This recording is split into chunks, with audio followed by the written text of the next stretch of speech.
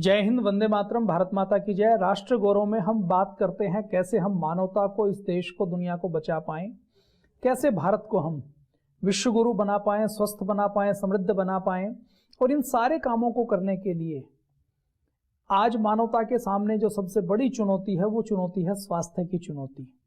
आज हर चीज एक कारोबार बन चुकी है। जितनी फार्मा कंपनियां हैं, जितनी दवा कंपनियां हैं, वो फार्मा और दवा कंपनियां हैं, वो स्वास्थ्य कंपनियां नहीं हैं। उनका उद्देश्य लोगों को स्वास्थ्य देना नहीं है, बल्कि उनका उद्देश्य लोगों को लगातार बीमार रखना है ताकि वो परमानेंट उनके ग्राहक बने रहें।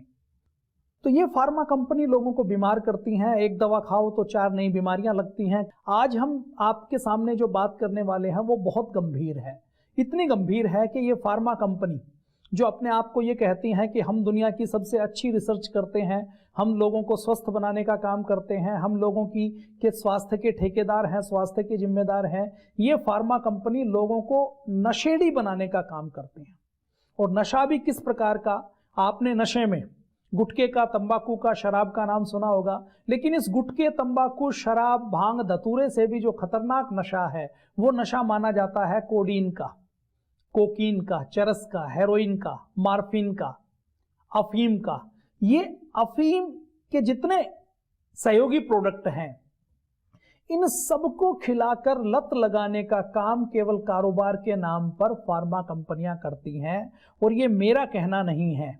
मैं अगर बात करूं तो अभी पिछले साल एक रिपोर्ट आई, वो रिपोर्ट ये कहती है कि जॉनसन एंड जॉनसन नाम की एक बड़ी कंपनी, जिसके बारे में आपने सुना था कि वो जो बेबी पाउडर बनाती थी, उस पाउडर से कैंसर होने के कारण उसके ऊपर 1,26,000 करोड़ रुपए का जुर्माना अलग अलग देशों में, अलग अलग स्टेट की कोर्ट ने किया। उसी जॉनसन एंड जॉनसन नाम की कंपनी को अफीम वाली दवा लिखने के लिए अमेरिका में 40,000 करोड़ का जुर्माना, 5 मिलियन का जुर्माना, जो पिछले दिनों उन्होंने अफीम की दवा बेची उसके लिए जुर्माना किया। और पहले 3 वर्षों में वो 26,000 करोड़ देगा और उसके बाद 9 वर्षों में 40,000 करोड़ रुपए का भुगतान करेगा। ऐसे ही 3 और कंपनियां हैं, उन कंपनियों के ऊपर मिलकर 1,68,000 करोड़। मैं ये मानता हूं कि दवाओं के इतिहास में ये सबसे बड़ा जुर्माना है। 1,68,000 करोड़ रुपए का जुर्माना। ABC कारपोरेशन के नाम से एक कंपनी है, उसके ऊपर 6.1 बिलियन अर्थात 48,800 करोड़ रुपए। कार्डिनल हेल्थ कारपोरेशन के ऊपर 6 बिलियन 48,000 करोड़। और मैक्सिन के कारपोरेशन के ऊपर 7.4 बिलियन, लगभग 60,000 करोड़ रुपए का जुर्माना किया गया। तो इतना जुर्माना यदि किसी कंपनी के ऊपर किया गया है तो आप समझ लीजिए कि उन्होंने कोई बहुत बड़ा गुनाह किया गया है। और ये जो कंपनियों के ऊपर जुर्माना हुआ, इन कंपनियों में एक जो सबसे बड़ी कंपनी है जिसने सबसे पहले ये अफीम की दवा खिलानी शुरू की, उस कंपनी के ऊपर तो आपराधिक मुकदमा चलाया गया। मतलब उसने ये जो पाप किया है ये क्रिमिनल ऑफेंस है, ये आपराधिक कृत्य है। ये केवल ऐसा नहीं है कि कोई कंपनी काम करती है तो उनसे कुछ क्लेरिकल मिस्टेक हो गई, उन्होंने किसी प्रकार का कोई टैक्स नहीं दिया, तो इन सब को क्रिमिनल नहीं कहा जाता। इन सब को कहा जाता है कि ये तो लेन देन के संबंधित आर्थिक मामले हैं, इसमें कोई क्राइम नहीं किया, इन्होंने भूल चूक हो गई है। लेकिन इन दवा के इतिहास में तो इन्होंने खुला खुला क्राइम किया है। अगर मैं बात करूं तो 2020 के में 92,000 लोगों की मौत दवाओं के ओवरडोज से हुई। ये जो अफीम से दवा बनती है, इस अफीम की दवाओं से 68,630 लोगों की मौत हुई। केवल अफीम से बनने वाली दवाओं से केवल एक साल में 2020 में। अमेरिका के चिकित्सा के इतिहास की जो सबसे बड़ी ट्रेजेडी है वो यही है कि अफीम के नाम से, अफीम के सहयोगी उत्पादों के नाम से, ओपियोइड जिसको बोलते हैं, देखिए अफीम 100% नेचुरल है। अब अफीम के अंदर जो एल्कलॉइड होते हैं उनको यदि किसी सेमी सिंथेटिक या सिंथेटिक मटेरियल से जब प्राप्त करते हैं तो उसको ओपियोइड के ग्रुप में रखते हैं। तो वो ओपियोइड की मौतों के कारण 68,630 लोग 2020 में मारे गए। अमेरिका की जो कुल मौतें हैं उसका 74% केवल ज्यादा मात्रा में नशा करने से। और नशा भी कौन सा? वो जो डॉक्टर ने लिखा। नशा भी वो जिसको बड़ी बड़ी फार्मा कंपनियों ने टेबलेट के रूप में बनाया। आज कोई गली में कोई नशा बेचने का काम करता है, ड्रग्स का धंधा करता है, तो उसको उठाकर जेल मिलती है। लेकिन ये फार्मा कंपनी इतनी बड़ी फ्रॉड है, ये आधुनिक मेडिकल साइंस इतना बड़ा फ्रॉड है, ये डॉक्टरों को, फार्मा कंपनियों को रिसर्च के नाम पर यह अधिकार देता है कि यह रंग बिरंगे लेबल में बड़ी सी अपनी कंपनी की मोहर लगाकर अच्छे डॉक्टर के केबिन में बैठकर उससे यह दवा लिखवाती है और उस दवा से लोगों को अफीम जैसी नशे की लत लगवाती है। तो 74% मौत केवल इससे ड्रग की ओवरडोज से हुए, तो अफीम खिलाकर। और अमेरिका में एक साल में जितने कार एक्सीडेंट होते हैं, जितने रोड एक्सीडेंट होते हैं, जितने गन फायरिंग होते हैं, अमेरिका में हर व्यक्ति के पास आज हथियार का लाइसेंस है। हथियार के लाइसेंस से, हथियारों से जितने लोग नहीं मरते, कार्स के एक्सीडेंट से जितने लोग नहीं मरते, उससे ज्यादा लोग केवल और केवल फार्मा कंपनियों ने जो ड्रग खिलाई उससे उसकी मौत हुई है। तो कितना खतरनाक है आप समझ लीजिए। अमेरिका के नॉर्थ कैरोलिना के अटॉर्नी जनरल जोस स्टीन ने कहा कि ये जो ओपिएड ट्रेजेडी है, इसमें फार्मा कंपनियों ने इसको एक महामारी के रूप में, ट्रेजेडी के रूप में अमेरिका के ऊपर खड़ा कर दिया। लाखों ऐसे परिवार हैं जो टूट गए, लाखों लोग मर गए, लाखों लोगों के परिवार तबाह हो गए, लाखों लोगों की नौकरियां छूट गई, लाखों लोगों के काम धंधे, बिजनेसेस खत्म हो गए, लाखों बच्चे अनाथ हो गए, लाखों पति पत्नियों के तलाक हो गए, लाखों माँ बाप ऐसे सड़क पर आ गए जिनकी केयर करने वाला कोई नहीं रहा। तो वो कहते हैं कि ये इतना बड़ा फ्रॉड है, इतना बड़ा फ्रॉड है कि फार्मा कंपनियों ने अपने कुछ सिक्कों की लालच के लिए पूरी मानवता को दांव पर रख दिया, पूरी मानवता को ताक पर रखने का काम किया है। 1911 से लेकर 1990 तक अफीम को यह माना जाता था कि अफीम किसी दवा के रूप में हम काम में नहीं ले सकते। अफीम को खाएंगे तो अफीम की कितनी भी हम डोज लें वो हमें लती बना देगी। अभी देखिए, आपने बहुत से रिसर्च पढ़ी हैं, अखबारों में खूब आता है, या डॉक्टरों से भी आपने सुना होगा, या आपके आसपास कोई आर्मी का व्यक्ति हो जिसको शराब कोटे से मिलती हो, या कोई शराबी हो, तो आपको ये एक बहुत पॉपुलर लाइन है, ये सुनने को मिलती है कि शराब यदि कम मात्रा में पी जाए तो वो लाभ करती है। और शराब के बेनिफिट्स के ऊपर यदि हम रिसर्च करते हैं तो लाखों रिसर्च रिपोर्ट मिलती है कि आप 20 ml शराब लो तो ये हार्ट अटैक का खतरा कम कर देता है, ये कोलेस्ट्रॉल कम कर देती है, ये धमनियों को खोल कर देती है, ये शरीर में उत्साह दे देती है, एनर्जी दे देती है। मतलब 50 तरह के लाभ शराब की रिपोर्ट बताती थी। लेकिन अभी जब एक निष्पक्ष मूल्यांकन किया गया तो WHO को भी ये कहना पड़ा कि ये शराब यदि हम 2 बूंद भी लेते हैं तो शराब की पहली बूंद से 7 प्रकार के कैंसर होने का खतरा हमारे शरीर में शुरू हो जाता है। तो इतनी खतरनाक ये शराब है।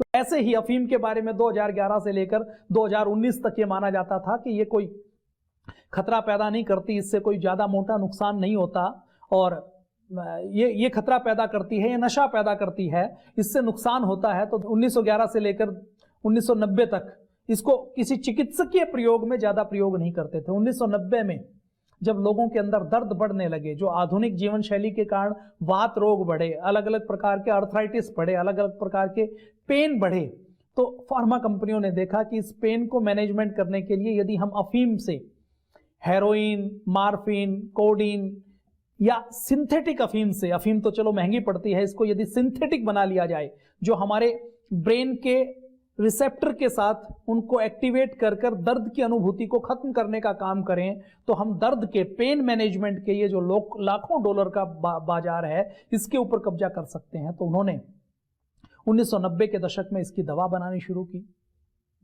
एक कंपनी है, उस कंपनी ने सबसे पहले इसकी दवा बनाई। पर्ड्यू फार्मा के नाम से एक कंपनी है, जिसका जो मालिक है वो मालिक शेकलर फैमिली है, जो अमेरिका की फोर्ब्स मैगजीन के अनुसार 20 अमेरिका के जो सबसे अमीर परिवार हैं उनमें से एक है। उसकी पर्ड्यू फार्मा ने इसके बारे में ओपिएड अफीम के नशे की गोली को, जो पहले ड्रग डीलर बदनाम गलियों में बेचते थे और जिसके ऊपर पुलिस का छापा पड़ता था, उसको झूठी रिसर्च के आधार पर ये शो करते हुए कि हमने ये एक नई रिसर्च की है, ये अफीम से, ओपिएड से हमने ये दवा बनाई है और ये दर्द को बिल्कुल ठीक कर देती है। ऑक्सीकोंटिन के नाम से उन्होंने एक दवा लॉन्च की। जब उन्होंने ये दवा लॉन्च की, डॉक्टर को जब कहा कि हमने ये अफीम से दवा बनाई है, तो कुछ जो ईमानदार डॉक्टर थे उन्होंने ये कहना शुरू किया कि ये अफीम हम दर्द को दूर करने के लिए देंगे, हम देंगे उसको 10 मिलीग्राम की मात्रा, उसको अफीम खाने से मजा आएगा तो वो 10 की जगह 100 मिलीग्राम खाएगा। हमने उसको दर्द को दूर करने के लिए हमने ओपिएड की दवाई दी, हमने 10 दिन के लिए, उसको लत लगेगी तो वो उस दवा को खाएगा, 10 दिन बाद भी वो छोड़ नहीं पाएगा, और 10 दिन के बाद वो 100 दिन खाएगा, फिर वो 1 साल खाएगा, फिर वो 5 साल खाएगा, और वो परमानेंट नशेड़ी बन जाएगा। अमेरिका के अंदर जो पहले से लोग नशा करते हैं वो एक बड़ी समस्या है। ये जो हमने पेन मैनेजमेंट के नाम पर अफीम खिलानी शुरू कर दी, और इससे जो समस्या बनेगी वो तो और गहरी समस्या बन जाएगी। जब अमेरिका के कुछ ईमानदार डॉक्टरों ने ये कहा तो फार्मा कंपनियों ने के रिसर्च के पेरोल पर रखे हुए डॉक्टरों ने ये कहा कि ये दवा इतनी सेफ है, इससे किसी भी प्रकार के साइड इफेक्ट का कोई खतरा नहीं है, इस दवा की कोई लत नहीं लगती। अफीम लत लगाती है, लेकिन वो अफीम गलियों में बिकने वाले ड्रग डीलर की अफीम तो लत लगाती है।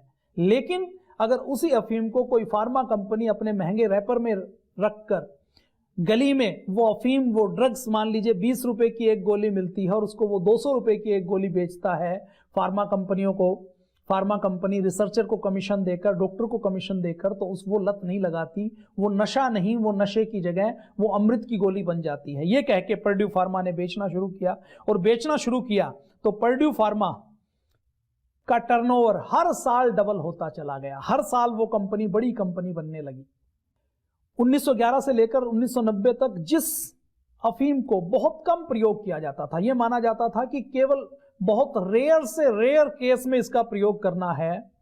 एनेस्थेसिया और दर्द में भी, अगर किसी को सर्जरी भी करनी पड़ी, सर्जरी के बाद जो असहनीय दर्द है उसमें भी यदि इसका प्रयोग करना होता था तो बहुत सोच समझ कर करना पड़ता था, क्योंकि ये लत लगा देगी। अच्छा, ये अफीम, चरस, हेरोइन क्या है? ये इतनी खतरनाक है, इतनी खतरनाक है कि यदि किसी एक व्यक्ति ने गलती से इसको चख भी लिया तो ये ब्रेन में ऐसी उत्तेजना पैदा करती हैं, ऐसी उत्तेजना पैदा करती हैं कि वो व्यक्ति एक रेगुलर इंटरवल के बाद उसका शरीर फिर उसको मांगेगा, और उसने दूसरे दिन खा ली तो तीसरे दिन और जोर से मांगेगा, उसने तीसरे दिन खा ली तो चौथे दिन और जोर से मांगेगा, और 5-6 दिन किसी ने अफीम, चरस, हेरोइन, मार्फिन, कोडीन या इसके जितने भी दूसरे एल्केलॉइड हैं उनको यदि किसी भी रूप में ले लिया तो उसके बाद 5, 7, 10 दिन के बाद तो उसको इतनी भयंकर लत लगेगी कि वो चाहे तो भी वो अफीम को, हेरोइन को, मार्फिन को छोड़ नहीं सकता, उसको वो खानी पड़ेगी। तो डॉक्टर इसका विरोध करते थे। 1990 से 2000 के दशक में जब फार्मा कंपनियों ने दुष्प्रचार शुरू किया, रिसर्च दिखाई, रिसर्च के झूठे आंकड़े दिखाए कि ये देखो, ये तो दर्द बहुत अच्छी दूर करती है, ये तो बहुत काम की चीज है, ये तो हमें रामबाण मिल गया, ये तो हमें ब्रह्मास्त्र मिल गया, तो डॉक्टरों ने लिखना शुरू कर दिया। डॉक्टरों को लिखवाने के लिए उन्होंने महंगे सेमिनार में उनको बुलाना शुरू कर दिया। अब डॉक्टर को किसी को रिश्वत देनी है तो कैसे दी जाती है? फार्मा कंपनी एक सेमिनार आयोजित करती है और उस सेमिनार में डॉक्टर्स को कहते हैं कि आप एक्सपर्ट के तौर पर आइए।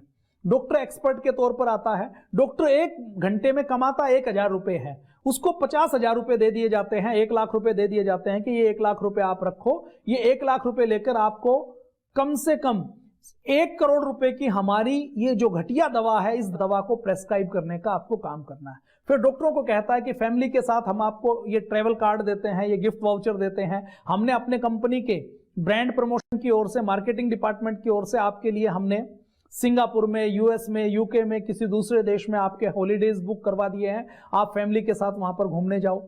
फिर डॉक्टर को कहा जाता है कि आपके केबिन में फ्रिज की जरूरत है, आपके घर में फर्नीचर की जरूरत है, आपके यहाँ किसी और सामान की जरूरत है, तो वो हम पहुंचा देते हैं। और तो और कुछ जगह ऐसी भी शिकायतें आई कि ये डॉक्टर्स को लुभाने के लिए, डॉक्टर्स को प्रभावित करने के लिए कि वो उनकी दवा लिखें, अपना बिजनेस पार्टनर बना लेते हैं कि आपके शहर में आप 10 डॉक्टर हैं, हमारी ये दवा केवल उस फलां केमिस्ट के पास मिलेगी, आप ये दवा प्रेस्क्राइब कीजिए और इसमें से जितनी दवा बिकेगी उसका 50% कमीशन आपका, 40% कमीशन आपका, 30% कमीशन आपका। ऐसे कमीशन में ये बिजनेस पार्टनर भी बन जाती हैं। और तो और डॉक्टरों को देखिए, महर्षि चरक ये कहते थे कि डॉक्टर ऐसा हो जिसके अंदर उच्च मापदंड हो, जिसका चरित्र बहुत ऊंचा हो। लेकिन आधुनिक चिकित्सा विज्ञान में लोग डॉक्टरों का चरित्र भी इतना बाधित हो गया कि अच्छे डॉक्टर कम मिलते हैं, शराब पीने वाले डॉक्टर, चरित्र को दाएं बाएं करने वाले डॉक्टर ज्यादा मिलते हैं। तो फार्मा कंपनियों के ऊपर यह तक आरोप लगा कि वो डॉक्टर्स को अपनी दवा लिखवाने के लिए कॉल गर्ल्स उपलब्ध करवाने का काम भी किया। ऐसे आरोप कुछ डॉक्टरों के ऊपर लगे हैं। तो ये फार्मा कंपनियों ने 1990 से लेकर 2000 तक डॉक्टरों से इसको खूब लिखवाना शुरू किया, लाखों करोड़ों कमाए, अरबों रुपए कमाए। जिन जिन दवा कंपनियों ने इसकी दवा, अफीम की दवा बनानी शुरू की, उनके शेयर्स बढ़ते चले गए, उनका टर्नओवर बढ़ता चला गया। पर्ड्यू फार्मा लगातार आगे बढ़ती रही। 1999 से लेकर 2014 तक ये जो अफीम से बनी हुई दवा है, ये अफीम से बने हुए दवा की बिक्री 4 गुना ज्यादा बढ़ गई। मतलब पहले 1 लाख लोग खाते थे तो 4 लाख लोगों ने खाना शुरू कर दिया। 2012 में यूएस में 25 करोड़ 50 लाख से ज्यादा डॉक्टरों ने अपने पर्चे में अफीम से बनी हुई दवा को प्रेस्क्राइब किया। तो 2012 में 25 करोड़ 50 लाख लोगों के पर्चे पर डॉक्टरों ने यह दवा लिखी। और 2014 में दुनिया की आबादी, अमेरिका में दुनिया की आबादी का केवल 5% है, लेकिन 80% केवल अमेरिका के वो 5% लोग अफीम से बनी हुई दवा खा गए, क्योंकि करोड़ों लोगों को उनके पर्चे के ऊपर प्रेस्क्राइब किया गया। 24 बिलियन 1,75,000 करोड़ रुपए का बाजार 2010 के दशक में केवल ये पेन मैनेजमेंट की दवा, अफीम की दवा के नाम का बन गया। और ये देखिए 1,75,000 करोड़ रुपए का मतलब है कि बड़ा बाजार। अमेरिका की जो बिकने वाली टॉप 50 दवाइयां हैं, उन 50 दवाइयों में अफीम की दवा एक महत्वपूर्ण दवा बन गई। और तो और फार्मा कंपनियों का प्रभाव देख लीजिए कि उन्होंने WHO की नेसेसरी दवाइयों की लिस्ट में भी अफीम से बनी हुई इस दवा को शामिल करवा दिया। पर्ड्यू फार्मा के मालिक जो सैकलर फैमिली है, वो अमेरिका की पहले से भी अमीर थी, लेकिन 2015 में तो वो अमेरिका की बिलियनियर फैमिली बन गई। और फोर्ब्स मैगजीन ने उनको कहा कि ये अमेरिका के टॉप 20 सबसे अमीर लोगों में, सबसे धनवान लोगों में आ गए हैं। किस बेस पर आए? क्योंकि उनकी जो फार्मा कंपनी थी पर्ड्यू फार्मा, उसने अफीम से बनी हुई दवा बनानी शुरू की। अब आप देखिए, अमेरिका जैसे देश में यदि यह हाल है, अमेरिका जैसे देश में यदि दवा के नाम पर किसी को अफीमची बनाया जा सकता है, तो भारत में क्या होता होगा, आप कल्पना करके देखिए। भारत में आप कोई दवा खाएं, आपके घर में किसी को तबीयत खराब हो, आपके घर में आपके पिताजी को, दादाजी को, बड़े भाई को, हमारे यहाँ किसी को जोड़ों का दर्द हो, हम किसी महंगे डॉक्टर के पास जाएं, ये सोचकर हम जाएंगे कि डॉक्टर हमें बहुत अच्छी दवा लिखेगा। डॉक्टर ने दवा लिखी, उस डॉक्टर की दवा को 7 दिन तक हमारे परिवार में किसी व्यक्ति ने खाया और तात्कालिक उसको लगा कि घुटने का जो दर्द है, उस दर्द की अनुभूति नहीं हो रही। और 7 दिन बाद दवा की टेबलेट डॉक्टर ने 1 लिखी थी, उसने 4 खानी शुरू कर दी। और 4 खानी शुरू करने के बाद जब डॉक्टर ने नहीं भी लिखी और उसने वो दवा जब छोड़ने चाहा, तो छोड़ते हुए उसका मुंह सूखने लगा, उसको सांस नहीं आई, उसको बेचैनी शुरू हो गई, उसके मांसपेशियों के अंदर ऐंठन शुरू हो गई और उसको किसी भी तरीके से ये लगा कि मुझे तो वही टेबलेट चाहिए, वही गोली चाहिए। गोली उसने फिर खाई, 4 की जगह डोज में 6 खाई, फिर 8 खाई, फिर 10 खाई। और बिना डॉक्टर के भी मरीज जब ये दवा खाने लगे, अफीम की दवा खाने लगे, तो फार्मा कंपनियों की बिक्री तो बढ़ी, लेकिन बिक्री बढ़ते बढ़ते जब वो डोज ओवरडोज हो गई, तो अमेरिका में लाखों लोगों की अफीम की जब ओवरडोज हो जाती है, तो हमारा तंत्रिका तंत्र, हमारा नर्वस सिस्टम इतना डैमेज हो जाता है कि वो सांस नहीं ले पाता। हमारा जो ऑटोनोमस नर्वस सिस्टम अपने आप जो सांस को लेने का, छोड़ने का, हमारे आंतों के अंदर पैरास्टालिक मूवमेंट करने का, हमारे दिल को धड़कने का जो काम करता है, उसके लिए हमें कोई ऑर्डर देने की जरूरत नहीं पड़ती। तो हमारे उस ऑटोनोमस नर्वस सिस्टम की कार्रवाई को भी पूरी तरह से अफीम से बने हुए उत्पादों ने दवा के नाम पर तहस नहस कर दिया। और नतीजा क्या हुआ कि अमेरिका में एक साल में 1 लाख लोगों की मौत केवल अफीम से बनी हुई दवा के कारण होने लगी, ओवरडोज के कारण। अब ओवरडोज क्या, नशे की दवा यदि कोई व्यक्ति लेगा, यदि शराब की कोई व्यक्ति 2 बूंद लेगा, तो आज 2 बूंद वो दवा के तौर पर लेगा, जिससे उसको कुछ थोड़ा लाभ महसूस होगा, लेकिन अगले दिन 2 बूंद उसके ऊपर असर करने वाली नहीं है, तो वो 4 बूंद लेगा, फिर 4 घूंट लेगा, उसके बाद वो 1 गिलास लेगा, उसके बाद 4 गिलास लेगा, उसके बाद 40 गिलास लेगा, और नतीजा क्या होगा, लीवर फेलियर होगा। 1990 के दशक में जब ओपिएड क्राइसिस शुरू हुआ, तो फार्मा कंपनी ने सबसे पहले ऑक्सीकॉन्टिन ब्रांड बनाया, और जब उसकी बिक्री देखी, तो बिक्री देखने के बाद दूसरी कंपनियों को भी लगा कि हम भी इसमें पैसे बनाएं। ये एक कंपनी पर्ड्यू फार्मा अगर इतनी अमीर बन गई है, तो हमें भी अमीर बनना है। नतीजा क्या हुआ, जॉनसन एंड जॉनसन से लेकर टीवा से लेकर जितनी बड़ी फार्मा कंपनी है, उन सब ने इसके बारे में, अफीम की दवा बनाने के बारे में शुरू कर दिया और होड़ लग गई कि मैं अपने डॉक्टर से ज्यादा अफीम की दवा लिखवाऊंगा। और नतीजा क्या हुआ? 25 करोड़ 50 लाख प्रेस्क्रिप्शन एक साल में अमेरिका में अफीम की दवा के नाम पर अफीम का नशेड़ी लोगों को बनाया गया। तो अमेरिका में जब ये हो सकता है तो भारत में क्या हो सकता है, आप कल्पना करके देखिए। National institute of drug abuse है, वो ये कहता है कि ड्रग कंपनियों ने डॉक्टर्स को और डॉक्टर्स के साथ साथ जितनी भी हेल्थ कम्युनिटी है, उसमें हेल्थ मिनिस्टर है, उसमें जितने सरकारी हेल्थ का जो सिस्टम है, जो हेल्थ विसल ब्लोअर्स हैं, हेल्थ अवेयरनेस का कैंपेन चलाने वाले एनजीओज हैं, उन सबको यही बताया कि ओपिएड की ये जो दवा का कोई जोखिम है ही नहीं। और हेल्थ केयर प्रोफेशनल ने उनको ये कहा कि इनका जब कोई जोखिम नहीं है तो डॉक्टरों को इनको ज्यादा से ज्यादा लिखना चाहिए। तो इस प्रकार से ये क्राइसिस चला और इस क्राइसिस ने लाखों लोगों को मारने का काम, बीमार करवाने का काम किया। अफीम की अगर हम बात करें तो अफीम में जैसे हेरोइन अफीम से बनती है, मॉर्फिन बनती है, कोडीन बनती है, ऐसे ही इसका एक और कंपाउंड है फेंटेनाइल, मेथाडोन, ट्रामाडोल। और ये जो फेंटेनाइल है ये कितना खतरनाक है आप अंदाजा लगा लीजिए कि हेरोइन और मॉर्फिन जिसको बहुत खतरनाक माना जाता है, ये हेरोइन से भी 50 गुना ज्यादा, मॉर्फिन और हेरोइन से 10 से लेकर 50 गुना ज्यादा जो फेंटेनाइल है, उस फेंटेनाइल का भी, और वो फेंटेनाइल भी कौन सा, नेचुरल नहीं, वो फेंटेनाइल भी वो जो सिंथेटिक बनाया गया है, उसको इन्होंने दवाइयों में प्रयोग करना शुरू किया। अब ये फेंटेनाइल इतना खतरनाक है कि जिसकी डोज व्यक्ति ने यदि एक बार भी ले ली तो वो उससे बाहर नहीं आ सकता। नतीजा क्या हुआ? लाखों करोड़ों लोग अफीम के लती बने और करोड़ों लोगों ने जब अफीम खाना शुरू की दवा के नाम पर तो उनकी ओवरडोज के कारण मृत्यु हुई। उनको ये होश नहीं रहा कि हमें कितनी अफीम खानी है। 2020 में जो कोरोना आया तो उस कोरोना काल में भी यूएस में ओपिएड से मरने वालों की संख्या 68,630 थी, जो कुल ओवरडोज का 74% थी। नया डाटा से यह पता लगता है कि ओवरडोज से जो मरने वालों की संख्या 2021 में 80,000 हो गई।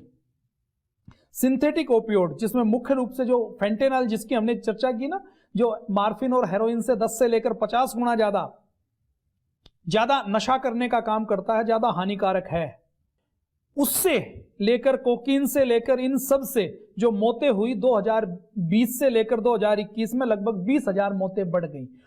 1999 से 2020 तक 2,63,000 से अधिक मौत डॉक्टर द्वारा प्रेस्क्राइब किए गए नुस्खे से हुई। और ये तो वो मौतें हैं जो रजिस्टर्ड की गई। दवाएं कौन कौन सी हैं? बहुत सी दवाएं हैं जिनके इन्होंने अलग अलग ब्रांड नेम से नाना। पर्ड्यू फार्मा तो एक बड़ी कंपनी है ही है, इंडो इंटरनेशनल फार्मास्यूटिकल कंपनी है, एक बड़ी कंपनी है, वो ये दवा बनाती थी। Jansen pharma Johnson and Johnson की एक सहयोगी कंपनी है, उसने ये दवा खूब बनाई, खूब बेची। सेफ्लोन बायोफार्मास्यूटिकल कंपनी, ये टीवा ने जो एक्वायर की, इस कंपनी ने खूब अफीम की दवा बनाई। एलर्जेन फार्मास्यूटिकल कंपनी, इसने खूब अफीम की दवा बनाई। और जब ये क्राइसिस बहुत ज्यादा बढ़ गया तो अमेरिका के 41 स्टेटों के अटॉर्नी जनरल ने इसके ऊपर विशेष जांच दल बनाए। और जब उन्होंने विशेष जांच दल बनाए तो ये पाया गया कि 1995 में जो दवा लॉन्च की गई थी, 2020 आते आते 25 साल में इन्होंने अमेरिका के पूरे सामाजिक ताने बाने को नष्ट भ्रष्ट करने का काम किया। अमेरिका के लाखों परिवारों को बेघर करने का, बर्बाद करने का, नशेड़ी बनाने का, पूरे अमेरिका की प्रोडक्टिविटी को घटाने का, पूरे अमेरिका में लाखों करोड़ रुपए का नुकसान करने का काम जीडीपी में इस एक दवा ने कर दिया। अब ये किस प्रकार से किया? जैसे इसको लॉन्च किया 1995 में, 1995 से 2001 के बीच 20,000 करोड़ रुपए पर्ड्यू फार्मा ने कमाए 2001 के बीच में। और 2016 तक 2,26,000 करोड़ रुपए केवल एक दवा से कमाए। 2017 में 2,55,000 करोड़ रुपए का उसका कारोबार हो गया।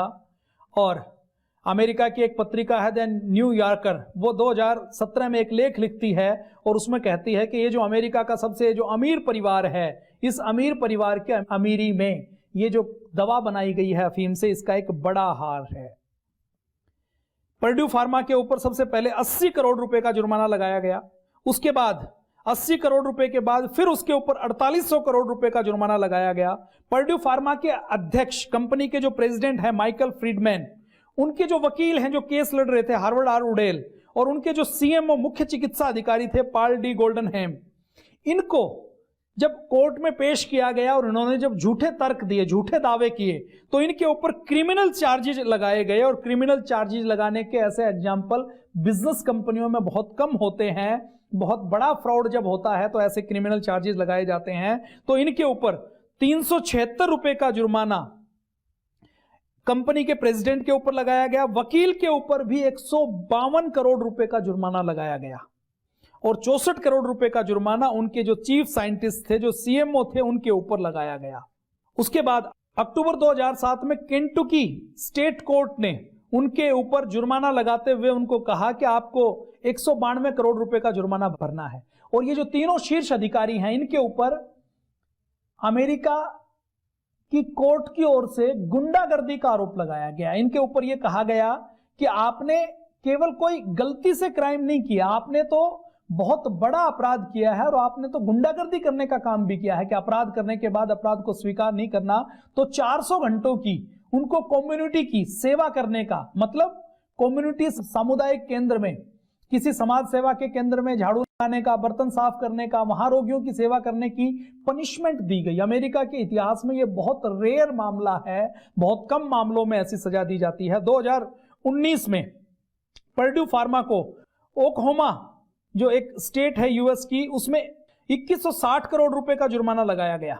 2019 में पर्ड्यू फार्मा के ऊपर और सेकुलर परिवार के ऊपर 80,000 करोड़ रुपए का जुर्माना लगाया गया। इसी को आगे फिर 24,000 करोड़ रुपए का जुर्माना सेकुलर फैमिली के ऊपर इंडिविजुअल लगाया गया।